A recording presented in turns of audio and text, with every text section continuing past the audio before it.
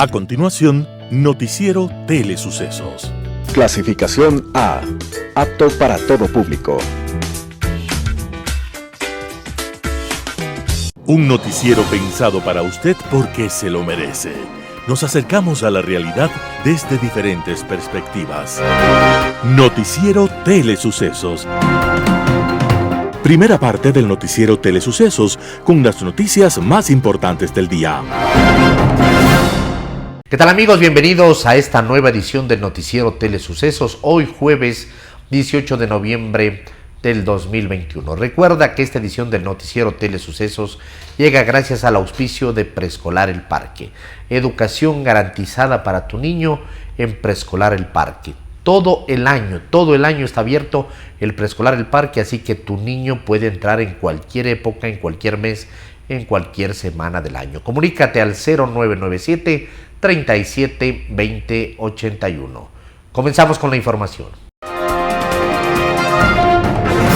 Un día como hoy. Seguro que alguna vez nos hemos preguntado cuál sería el verdadero rostro de Cristo o de Barrabás y María Magdalena. Hoy, con los personajes modernos, ya no tenemos dudas. Gracias a un milagro de la inteligencia humana llamado fotografía, ese prodigio de la luz sobre el papel tiene una larga historia. En ella intervino un vasco llamado Louis Jacques Daguerre, que había aprendido de su maestro y socio llamado Nicéforo Niepce. Cuando Daguerre presentó su invento ante la Academia Francesa de Ciencias, el gobierno francés tomó una decisión histórica y reconoció a Daguerre con un premio en metálico y una pensión vitalicia. Entonces el gobierno, como prueba de la generosidad del pueblo francés, cedió los derechos de este invento en forma gratuita a todo el mundo. Y la fotografía llegó a todo el planeta, menos a Inglaterra y a las islas y colonias británicas. La razón era que años antes, Daguerre había presentado su invento ante la Sociedad Británica de Ciencias, y allí había sido tratado con desconfianza, y le exigieron que enseñara todo el proceso.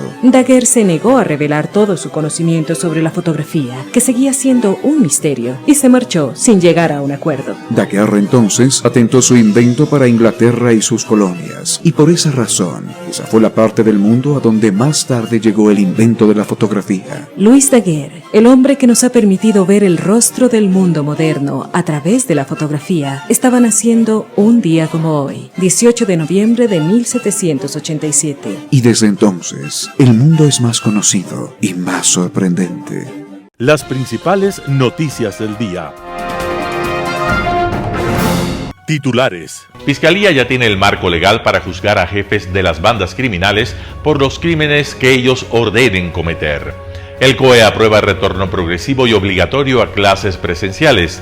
Petroecuador adjudica contrato de Fuel Oil a Trafigura. Celulares de Jorge Yunda y Sebastián Yunda serán periciados dentro del proceso por asociación ilícita. En tributación de hoy, control tributario interno. En el segmento de opinión, el narcoestado terminó en el horror de las cárceles y abortó operativo golpista en la Asamblea. En política internacional, invierno ardiente. Los editoriales serán de Hernán Pérez Luz, El Nuevo País, José Hernández, Duchos en narcos y en disparates. Patricio Aro, la culpa es del Estado. Noticias del día. Fiscalía ya tiene el marco legal para juzgar a jefes de bandas criminales por los crímenes que ellos ordenen cometer. El gobierno de Guillermo Lasso, después de la cuarta masacre en menos de un año, lideró una reunión con todas las autoridades del Estado. El objetivo fue generar un acuerdo nacional que frene la crisis carcelaria y ponga fin a la guerra de bandas en las prisiones. Una de las resoluciones de esta cita fue diseñar, junto con la Procuraduría, un proyecto de ley para reestructurar y coordinar el sistema de rehabilitación social. Dentro de ese proyecto habrá una reforma penal que tiene como finalidad juzgar a los jefes de las bandas criminales por los crímenes que ellos ordenen cometer.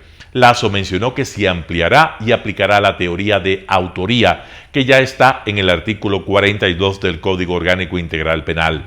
Esta teoría ha sido utilizada para casos de corrupción, pero también es compatible con casos de delincuencia común, como asesinatos y sicariato.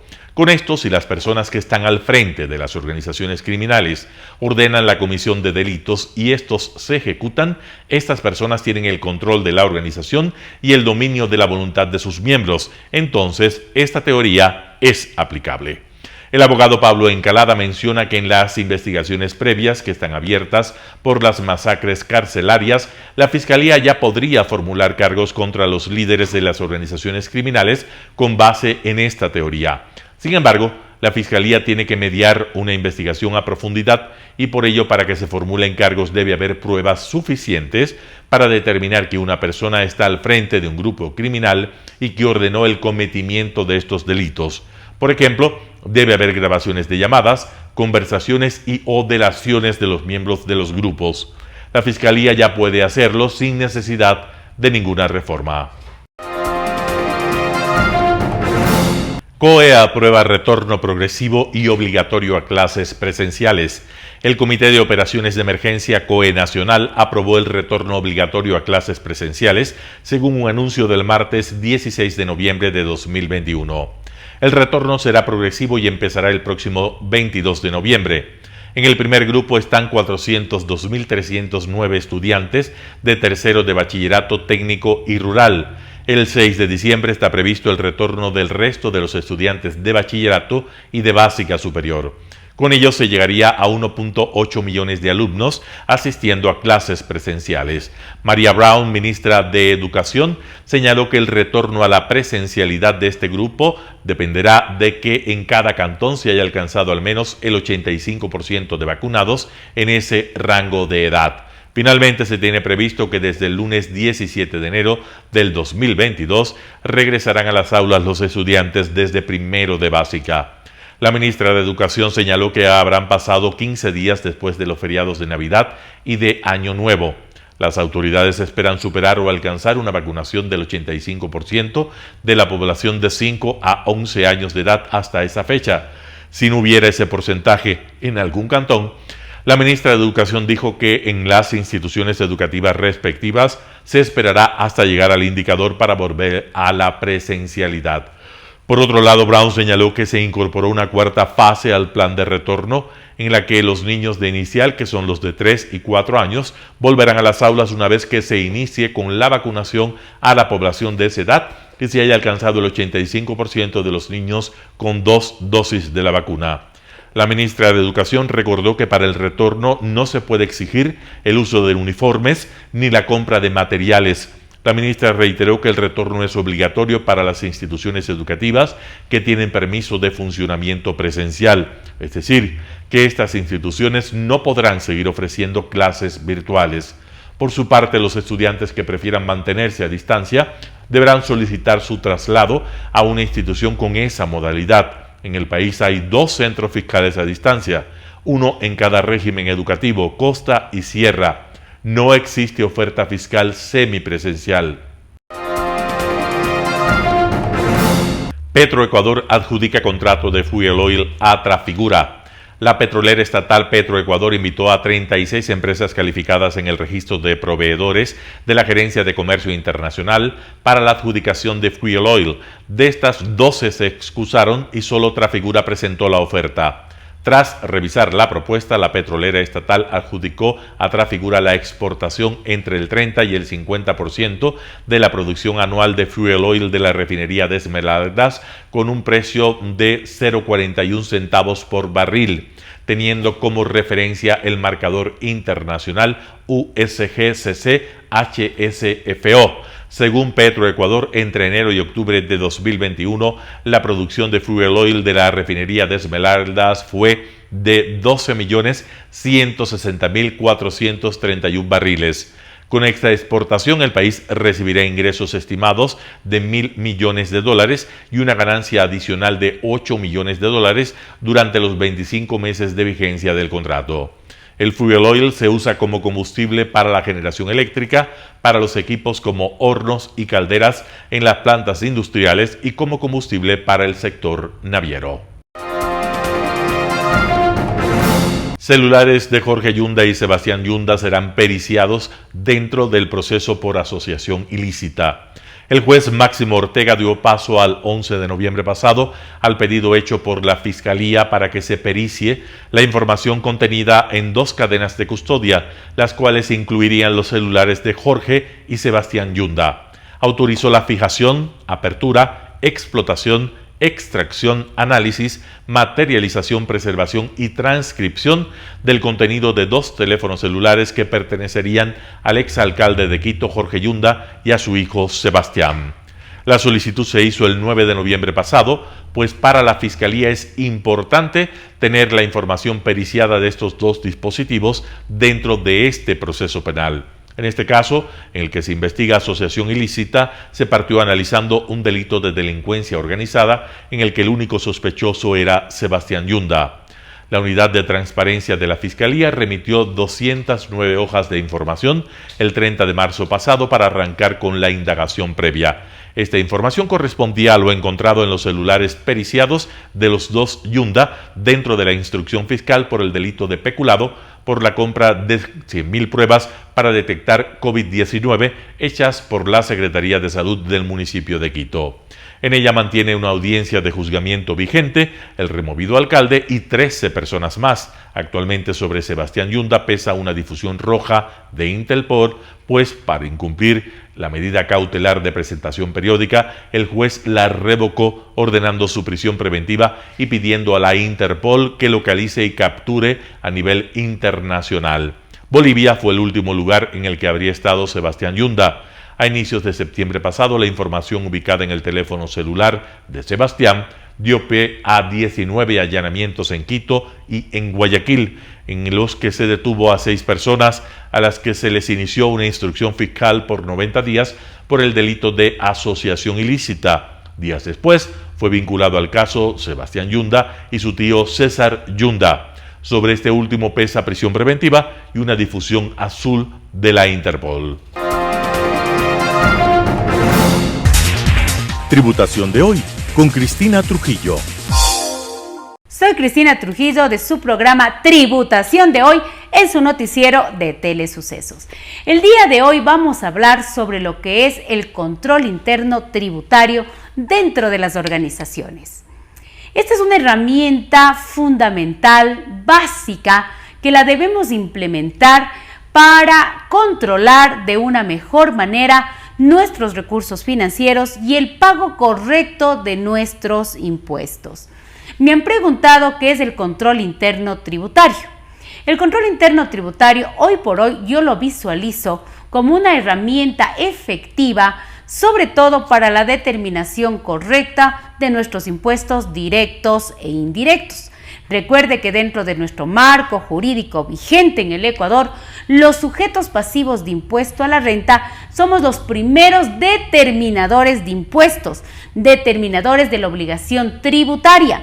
Estas determinaciones se las realiza en base a las declaraciones de los diferentes impuestos directos e indirectos.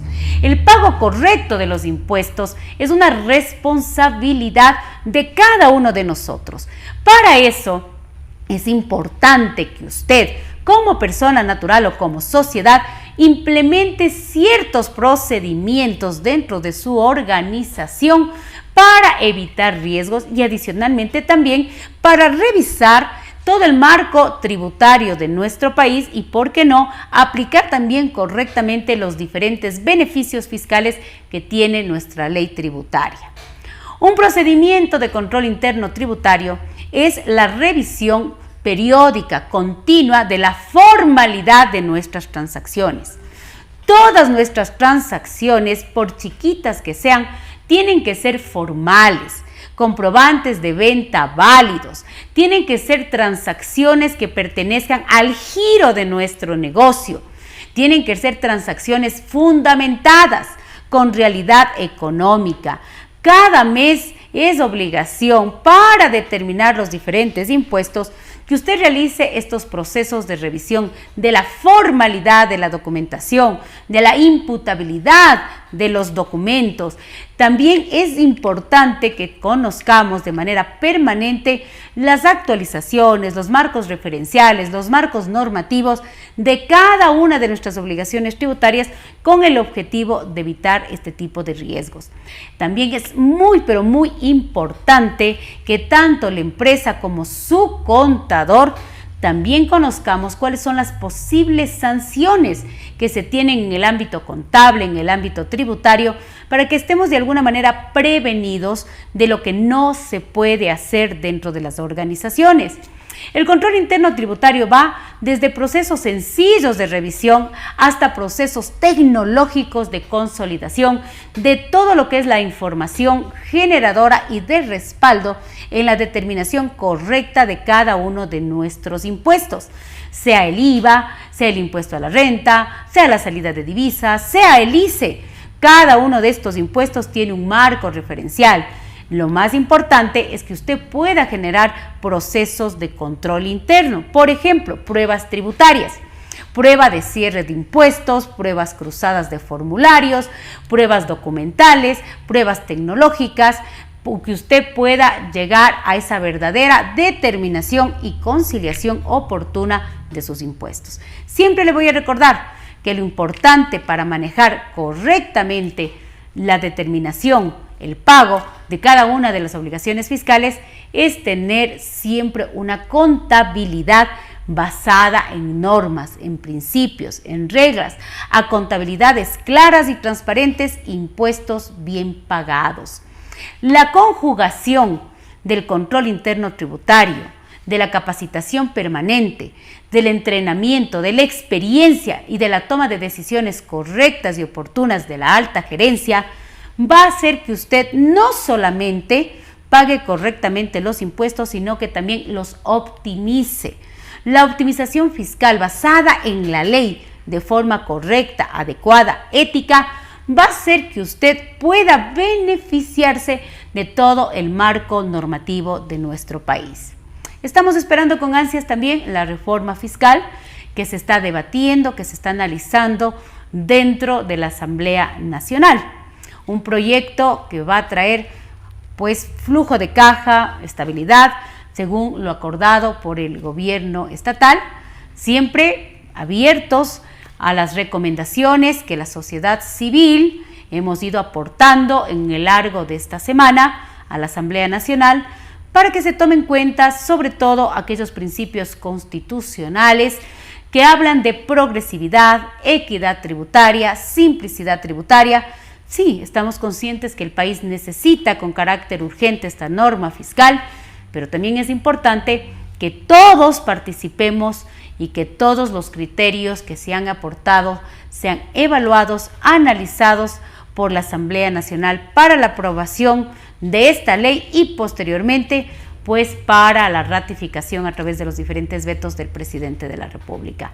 Como siempre, soy Cristina Trujillo de su programa Tributación de Hoy en su noticiero de Telesucesos.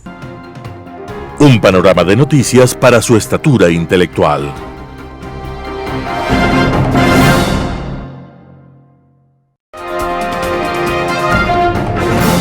Opinión. Bienvenidos. Esto se inició cuando el presidente Correa designó una comisión para analizar el tema de Angostura. Se inició, digo, lo que estamos hoy viviendo, bajo el auspicio, si cabe el término, de una declaración hecha por el presidente de la comisión nombrada por Correa para investigar los hechos de Angostura. El señor doctor Francisco Huerta Montalvo dijo algo que nunca debemos olvidarlo. El Ecuador se ha convertido en un narcoestado. Qué terrible, casi parece una sentencia. Parece que se abrían las puertas para que nuestro país, que no fue así, de pronto caiga en esta red. Una cosa realmente grave y de gravedad absoluta. Pero no solo eso, estimadas amigas y amigos. La base de Manta, en términos de efectividad, logró detectar, pero además advertir pues a las personas que buscaban usar a nuestro territorio para sus andanzas relacionadas con el narcotráfico. No, pues los aviones no podían pasar y violentar nuestro espacio aéreo, ni usar las aguas de nuestros mares y menos las carreteras. No, pues eran detectados por la base de Manta.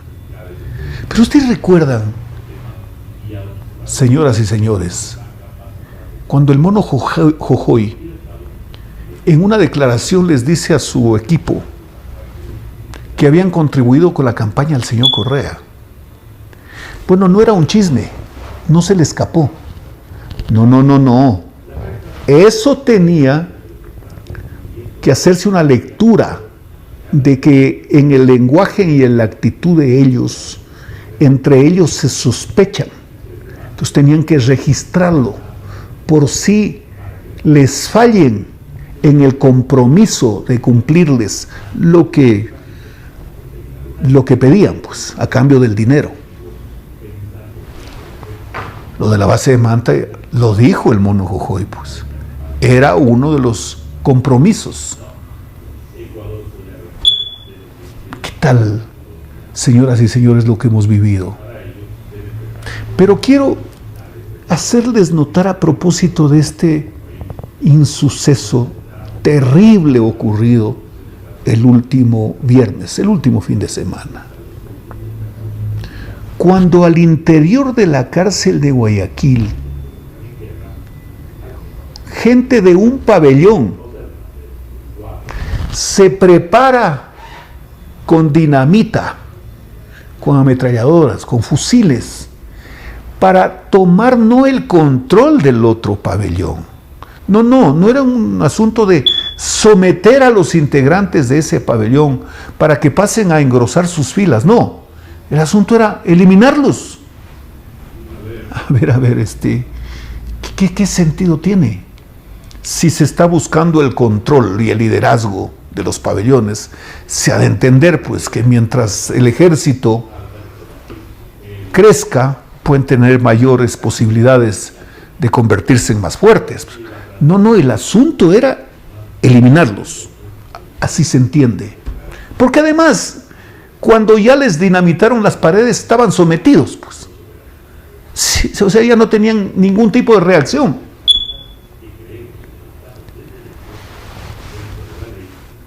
¿Por qué se da este tema? ¿Qué es lo que pasó? Es que son hechos que vienen en forma secuencial desde hace algún tiempo.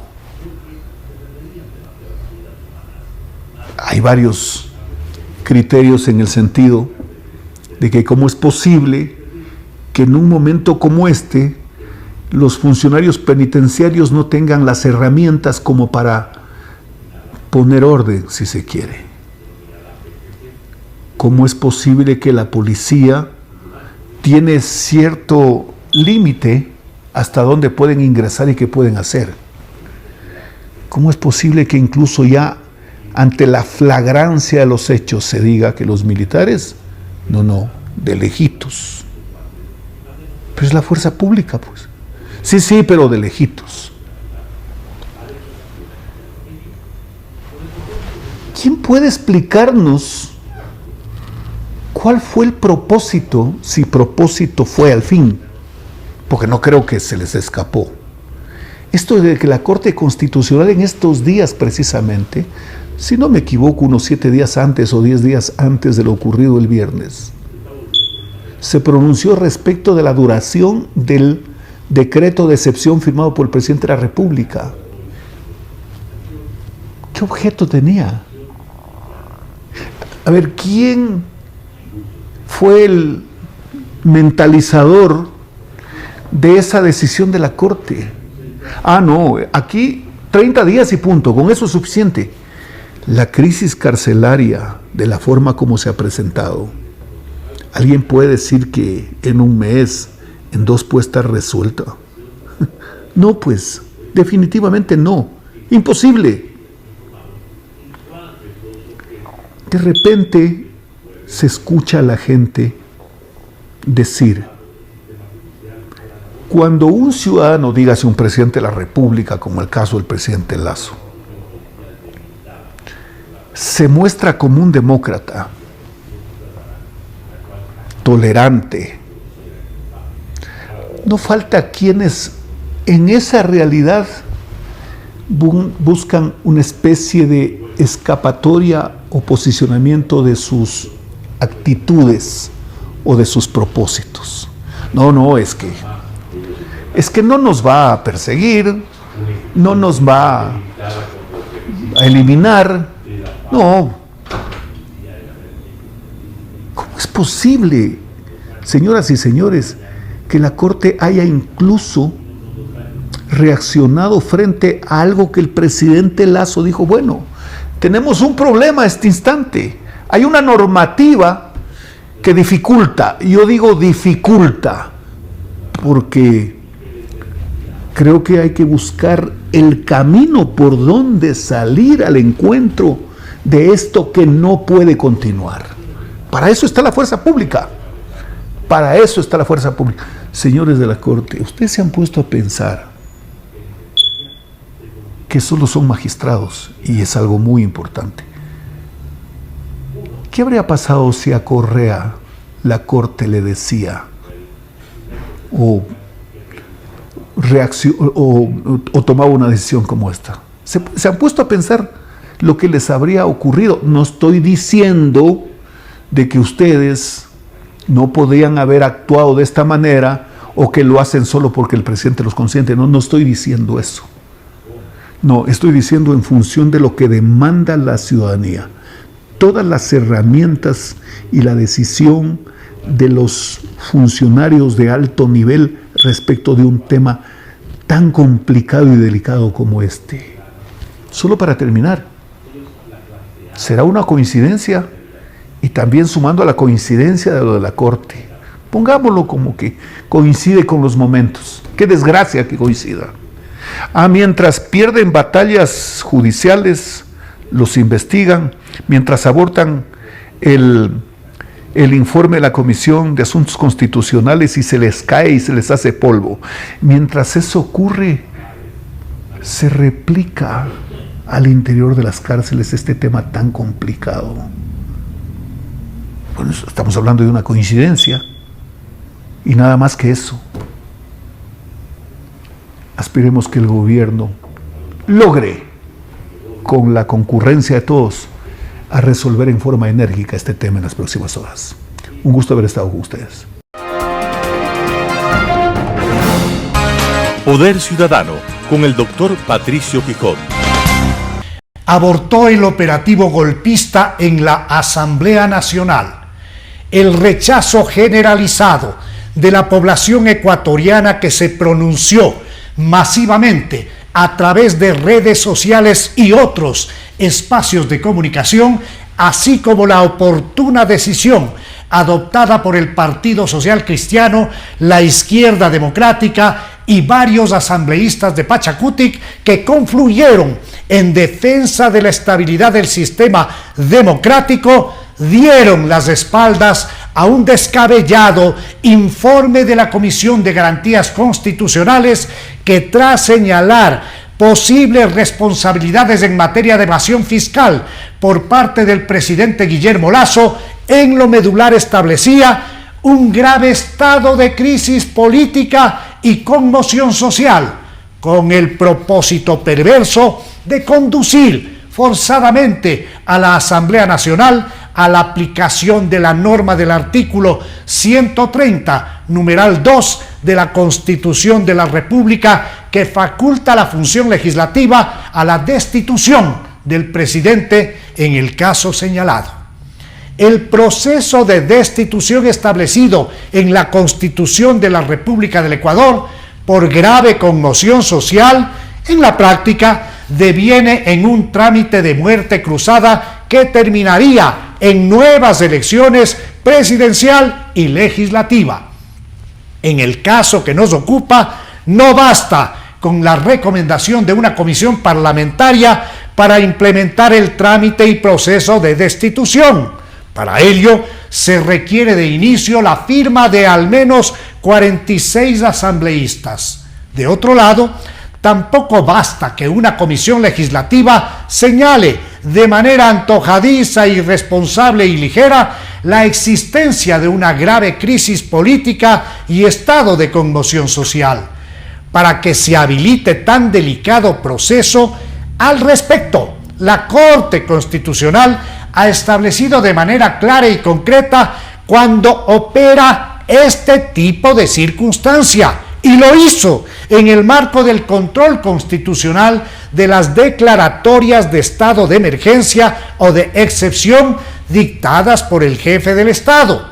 Así, la Corte sostiene en un dictamen que la conmoción interna implica la real concurrencia de acontecimientos de tal intensidad que atenten gravemente a la estabilidad institucional, a la seguridad y la convivencia normal de la ciudadanía, añadiendo además que estos hechos deberían generar una considerable alarma social, asunto que, en el tema materia del informe de la Comisión de la Asamblea, nunca se ha justificado ni se podría hacerlo.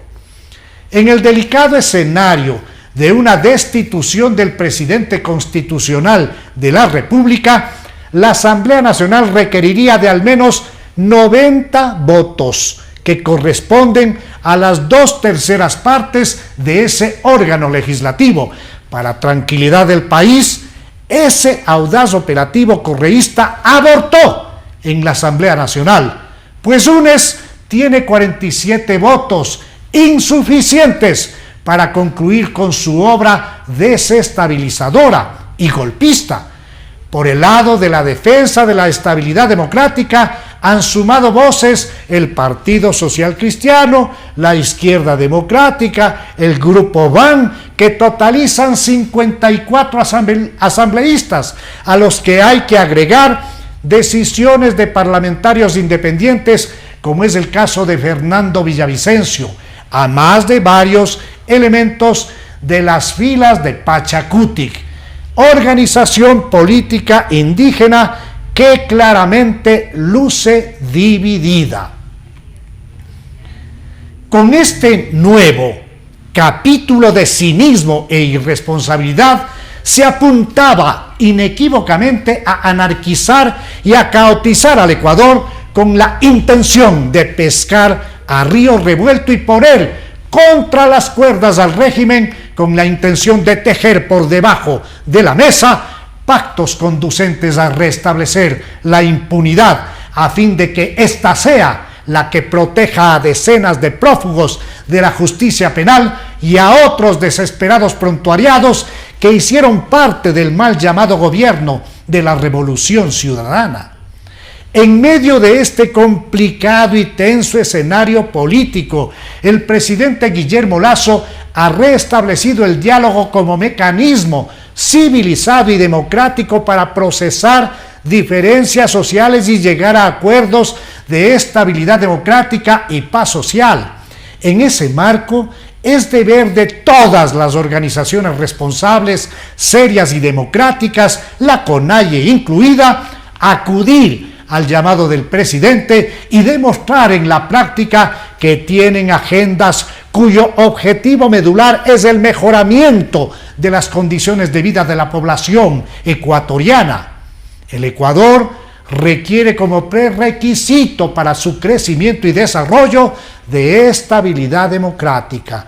Y esa anhelada estabilidad democrática se construye en base a entendimientos serios y patrióticos, esto es, cediendo de lado y lado y poniendo los altos intereses nacionales como único marco referencial de una nueva agenda que priorice la solución de graves problemas como la falta de empleo y trabajo, la seguridad social, así como la seguridad ciudadana, la salud, la educación, el desarrollo rural integral y la paz. Global Hoy con Alan Cate. Invierno ardiente, El título de este comentario puede sonar contradictorio, pero las tensiones que se han venido generando y acentuando en la Europa del Este abonan en tal sentido. Me explico. Hace un par de semanas se produjo una extraña visita cuando el director de la CIA, William Burns, arribó a Rusia, donde había sido embajador anteriormente, para hablar con su homólogo, lo cual está todavía dentro de lo normal, pero también para hacerlo con el presidente Putin telefónicamente, lo cual resulta del todo irregular. La coincidencia de la visita con la inusitada concentración de fuerzas militares rusas en su frontera con Ucrania no dejó de asociarse con esa conversación. En efecto, Rusia ha concentrado algo más de 90.000 hombres, con sus equipos blindados, transportes y unidades de apoyo aéreo, en un importante despliegue logístico aún mayor que el del mes de abril pasado. En Ucrania, este despliegue ha despertado nuevamente la aprehensión del gobierno ante una posible repetición del escenario que en 2014, justo a los 100 años del inicio de la Primera Guerra Mundial, condujo a la ocupación militar y la anexión posterior de la península de Crimea al Estado ruso. La táctica utilizada por Putin, la protección de los habitantes de etnia y habla rusa por parte del gobierno ruso, cuyo primer ejercicio se produjera años antes en Georgia, es una copia al carbón de los métodos hitlerianos aplicados en el Anschluss de Austria y en la desmembración de Checoslovaquia, tras el llamado Pacto de Múnich, la lamentable claudicación de Francia y Gran Bretaña ante el dictador alemán. La paz de nuestros días que el primer ministro inglés Chamberlain anunció eufórico que traía, apenas llegó a cumplir un año antes que nuevas exigencias del mismo tono, esta vez a Polonia, precipitaran la Segunda Guerra Mundial. La preocupación ucraniana es perfectamente legítima y comprensible, dada la situación en el este del país, la zona minera e industrial del Donetsk. Esta zona tiene una importante presencia de población rusa desde que fuera repoblada por rusos nativos tras el exterminio de entre 8 y 10 millones de ciudadanos ucranianos durante el genocidio perpetrado por la Unión Soviética de Stalin entre 1930 y 1934, en el atroz episodio del llamado Holodomor, el asesinato por hambre del pueblo ucraniano. La secuela de semejante atrocidad es hoy el posible argumento para la secesión de esta región y su incorporación a Rusia. El apoyo ruso a los separatistas con armas, logística y hasta mercenarios no admite duda. Inclusive había provisto a los rebeldes con misiles antiaéreos, uno de los cuales derribó a un avión de pasajeros de Malaysia Airlines con casi 300 personas a bordo. Pese a las incontestables evidencias, el gobierno ruso ha negado todo y ni ha visto ni sabe nada sobre el uso de sus misiles en suelo y cielo ucraniano. Para volver más compleja la situación, está en desarrollo otro conflicto, del cual ya conversamos hace unos días, en la frontera entre Polonia y Bielorrusia, estrecho aliado de Moscú, desde donde están intentando entrar a Polonia como trampolín para llegar al corazón de la Unión Europea muchos miles de migrantes provenientes de Oriente Medio, sobre todo de Siria, Irak y Yemen, migrantes que han sido inducidos a utilizar esta extremadamente improbable ruta para lograr su acceso. Evidentemente no pretenden quedarse en Bielorrusia, donde su esperanza máxima, dados los antecedentes del llamado último dictador de Europa, el presidente, entre comillas, Lukashenko, un auténtico dinosaurio de la Guerra Fría, sería establecerse por largos años en algunos de los muchos campos de concentración para los disidentes locales. Se trata de una provocación y de una miserable venganza del tirano que utiliza a los infelices migrantes como armas por las sanciones que la Unión Europea le impuso.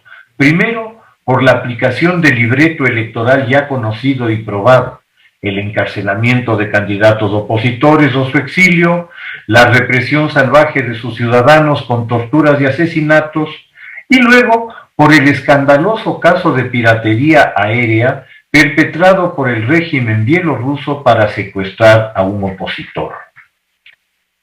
La escalada de tensión en la frontera ha puesto en evidencia la trágica situación de los miles de seres humanos engañados por el gobierno bielorruso en contubernio con los traficantes de personas, poco menos que congelándose ante la crudeza del tiempo. La Unión Europea anuncia nuevas sanciones a las que el dictador responde con una amenaza muy seria: el cortar los gasoductos que llevan el vital gas natural ruso que cruza su territorio, lo que agravaría aún más la ya muy complicada situación energética europea sin reservas para el inminente invierno. El costo de la energía por estas situaciones y tensiones se ha disparado a niveles nunca vistos, con grave impacto económico para los hogares y las industrias. Para poner, si cabe el término, más leña al fuego, se acaba de suspender por complicaciones legales y administrativas la aprobación para uso del nuevo gasoducto de la empresa energética estatal rusa Gazprom, el llamado Nord Stream, que corre bajo el mar Báltico y conecta a Rusia con Alemania y Europa. Con toda certeza se producirá una severa reacción rusa, quién sabe si alineada con la amenaza de Lukashenko o alguna otra medida. El entrecruzamiento de intereses y objetivos resulta a ratos difícil de seguir. A Rusia obviamente le interesa vender su gas, es una fuente esencial de divisas para su economía y ha hecho una importante inversión en el nuevo gasoducto. Pero sabe también que tiene una poderosa arma de chantaje político en la dependencia europea por su gas. Sabe también que la puesta en operación de el gasoducto, significaría, si tal es su designio, la casi inviabilidad de una Ucrania independiente, pues para esta son de importancia vital los ingresos por el tránsito del gas por su territorio, así como del propio combustible para su uso.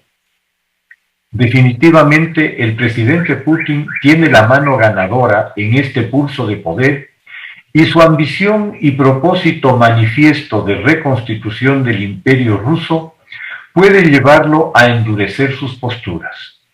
De ahí la razón de las alarmas y las visitas, posiblemente algo tardías. La total dependencia energética de Europa no augura la posibilidad de posturas firmes con relación a Putin. Su abandono de la energía nuclear años atrás por supuestas razones ecológicas les pasa hoy una muy onerosa factura al carecer de alternativas estratégicas propias para definir sus políticas. El no querer comprender que los impactos ecológicos del gas natural son muy superiores a los potenciales riesgos de la energía nuclear ha dejado a la Unión Europea a expensas de la buena o mala voluntad de sus proveedores y a tener que pagar unos precios prohibitivos por la energía. Junto con la pandemia, las perspectivas de crecimiento en el corto plazo al menos no lucen muy alentadoras. Muchas gracias. Editorial. El Nuevo País, editorial de Hernán Pérez Luz, publicado en Diario El Universo.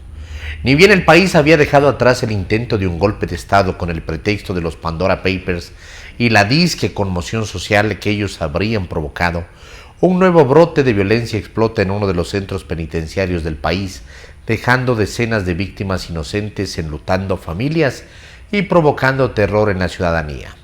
Este nuevo episodio de un complejo fenómeno que viene creciendo durante los últimos años nos pone como país en el abismo de transitar por los mismos senderos de Colombia y México, a menos que adoptemos oportunamente como sociedad posiciones y decisiones hasta cierto punto radicales y de largo aliento. Para comenzar, los responsables de estos crímenes no son víctimas de la sociedad, de la injusticia económica, de los oprobios del capitalismo ni cosa parecida. Los responsables forman parte de organizaciones criminales que mueven miles de millones de dólares. Se trata de gente con enormes recursos económicos, infraestructura, armamento sofisticado, tecnología avanzada, soporte internacional y protección. Sus cabezas no son pobres desamparados que no tuvieron otra alternativa que el crimen. Esa narrativa criminológica no va. Esta gente tiene ingresos que triplican aquellos de las clases acomodadas, con la ventaja de que están fuera del radar de la formalidad y protegidos por abogados bien preparados, cínicos y sin escrúpulos. Los fusiles que infiltraron en la penitenciaría cuestan una fortuna. Nos enfrentamos como nación a un monstruo de cuyas dimensiones no tenemos una cabal idea todavía. Otros países, como los antes mencionados, llevan años tratando de derrotarlo. Acá hay quienes exigen que Lazo lo arregle en 6 meses. En algunos casos estas sociedades simplemente sucumbieron y terminaron transigiendo. En otras, el resultado de esta lucha es todavía incierto. El Ecuador es ahora la nueva América del narcotráfico regional. Dejamos de ser un país de simple tránsito de drogas a uno con un mercado de una creciente demanda de estupefacientes, y por ello no solo que producimos cada vez más, sino que importamos en grandes cantidades. Este proceso lleva generalmente a una descomposición de las instituciones políticas y jurídicas. Los partidos, la fuerza pública, pero sobre todo la justicia, han sido generalmente las primeras instituciones en ser perforadas por estas mafias. Sabemos que buena parte de esta situación se la debe el país a la dictadura correísta. Esta gente normalizó como nunca el enriquecimiento injustificado, la vulgaridad, el robo de los fondos públicos y la degradación en el manejo de la cosa pública. Pero por grande que sea este monstruo, por poderosos que sean sus aliados políticos y por peligrosas que sean sus tácticas, los ecuatorianos no podemos resignarnos a entregarles el Estado e hipotecar nuestro futuro así nomás.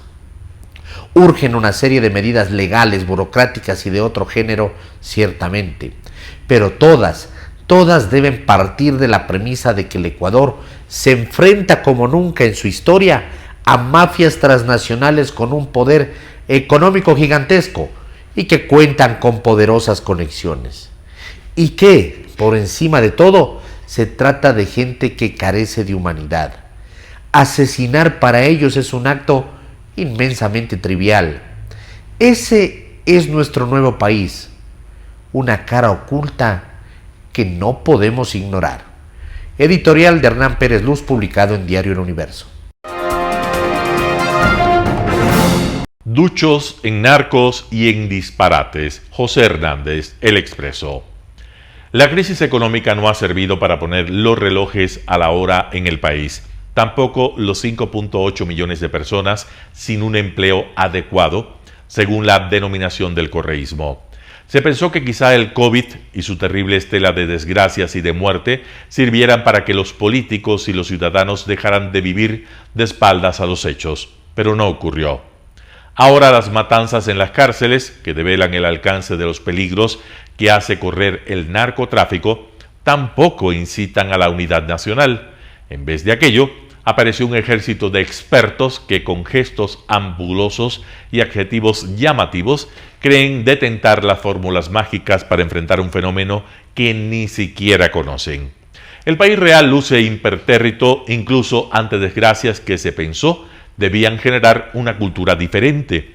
Pensar, por ejemplo, los problemas poniendo cifras y hechos sobre la mesa.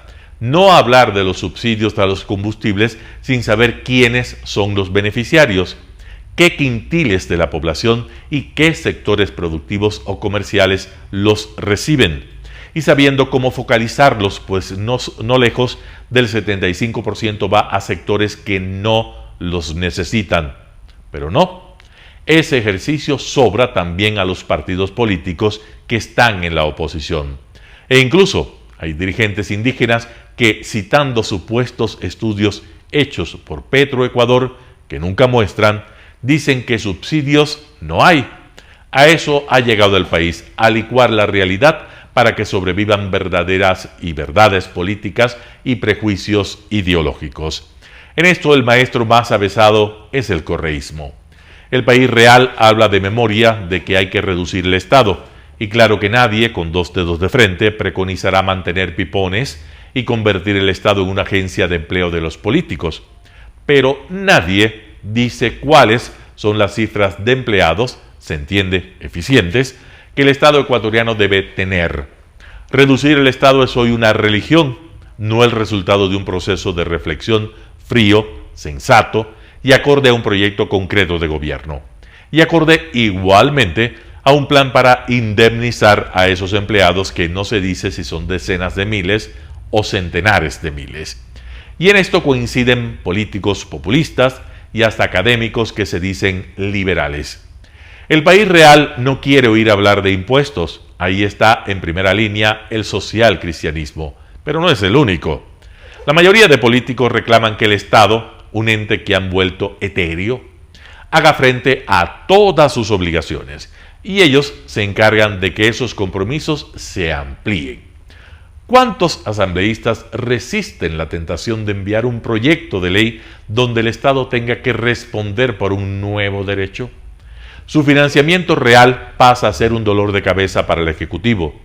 Los demás pueden decir, como hizo Jaime Nebot con Carlos Vera, que el Estado se debe financiar con más deuda. Así de simple.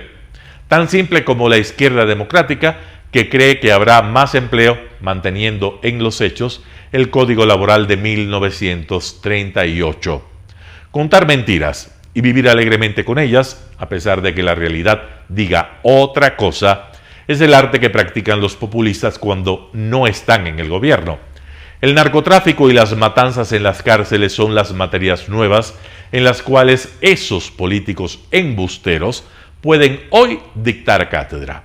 Lo hacen diciendo generalidades, calificando de patéticas las acciones de un gobierno que, como ocurrió en Colombia y en México, al inicio de los ataques de los narcos, se equivocará muchas veces antes de acertar.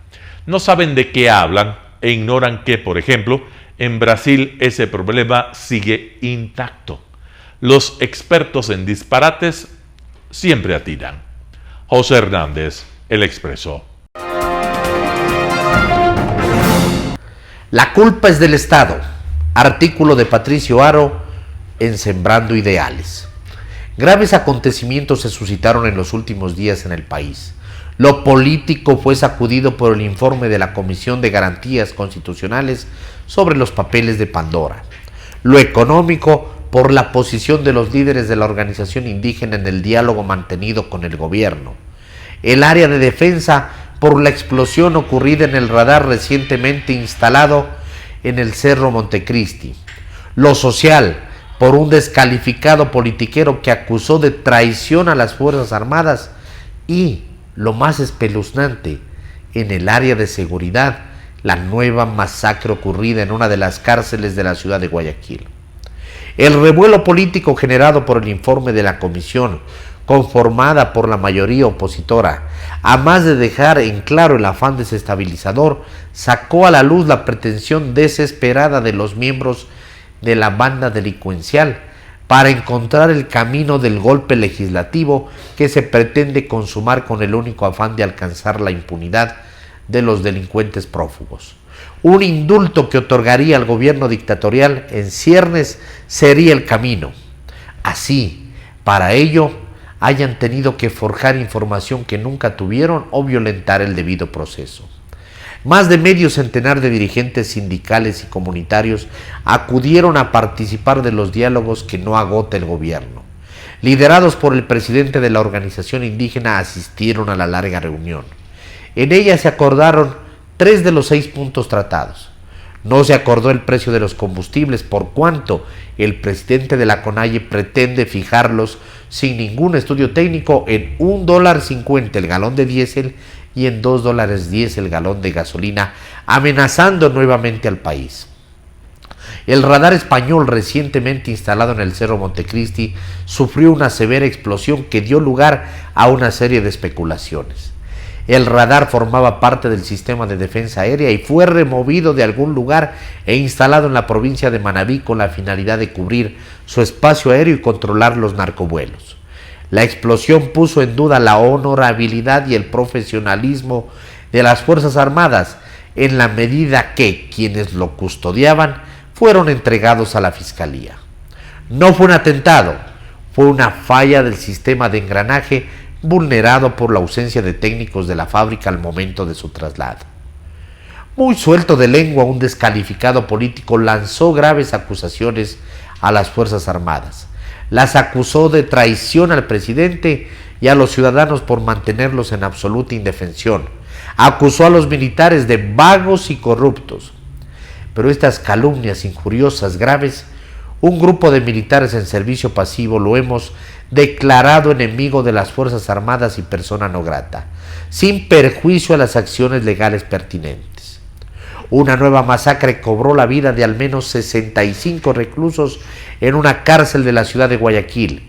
La Corte Constitucional decidió hace algunos días declarar la inconstitucionalidad del estado de excepción en el SNAI y no permitir el empleo de las Fuerzas Armadas al interior de los centros penitenciarios.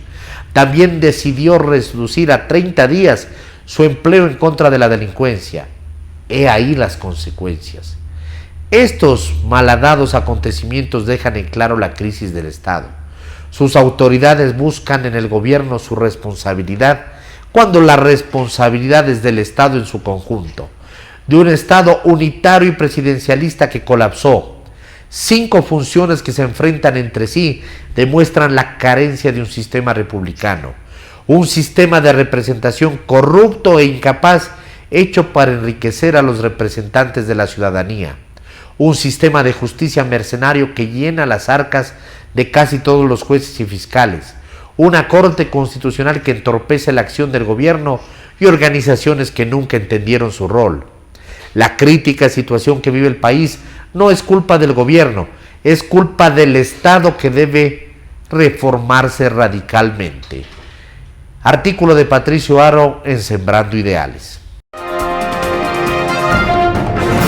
Amigos, esto ha sido todo por hoy. Los esperamos en una edición más de Noticiero Telesucesos el día de mañana. No se olviden seguirnos en nuestras redes sociales: Facebook Telesucesos Quito, Instagram @telesucesos_, en Twitter @telesucesos29, en YouTube Telesucesos HD y en nuestra página web www.telesucesos.net. Recuerden que esta edición del noticiero llegó gracias al auspicio de Preescolar El Parque. La mejor educación para tu hijo en preescolar está en Preescolar El Parque. En cualquier época del año puedes inscribirlo y hacer que tu niño asista a la mejor educación preescolar de Quito. Amigos, que pasen bien, hasta la próxima. Lo mejor de la mañana informando para usted. Noticiero Telesucesos.